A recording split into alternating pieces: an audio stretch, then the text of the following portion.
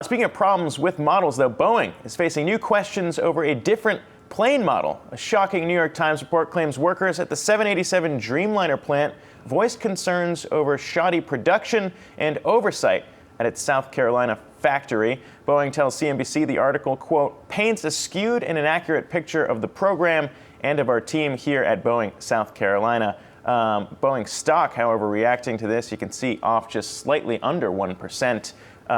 In regards to that report. But guys, when we talk about Boeing's problems, this isn't something that the company or shareholders want to see when we see problems with one model, now potentially problems with a different model entirely. Yeah, well, this addresses that New York Times article that claims that there were a number of faulty kind of issues with the 787 and the way that it was kind of prepped. It wasn't necessarily as mechanical as the issues that we saw with the 737 MAX 8. It was mostly people leaving parts inside of the plane, scraps that maybe were not finished off on the actual 787 Dreamliner, which is their larger aircraft. I think if for the most part, this is kind of a manufacturing issue that I'm sure many companies deal with, especially when you're producing on the scale of Boeing. I think it's not necessarily uncommon to have some of these slight, issues. It wasn't anything major, but no, but it is underlying. I mean, we talk about this from a consumer angle so many times, and I think underlying all this is the kind of culture that's painted in this piece in leadership saying, look, we need to hit our production numbers at all costs, and kind of that being the takeaway, at least from the New York Times piece. Of course, Boeing responding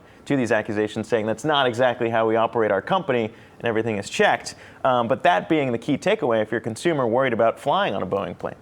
Yeah, I think they will just lose the trust of consumers. And even though I think cars are probably less safe in general, I don't think people feel that way. They feel like every time they get on an airplane, like, who knows what's going to happen? And this just makes them even less certain about flying an airline that is going to buy Boeing airplanes. Yeah, and to your kind of deeper Boeing culture question, I think that there is definitely some concern.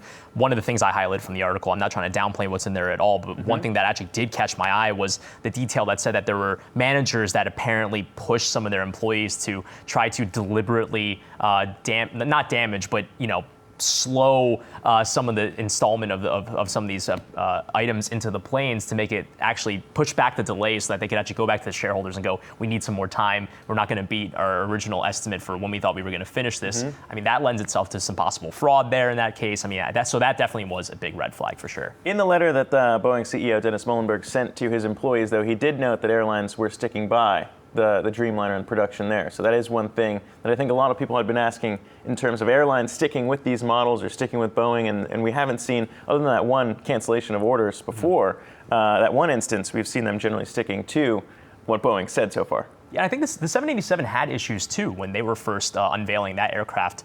It was 2013, 2014, 2015 or so.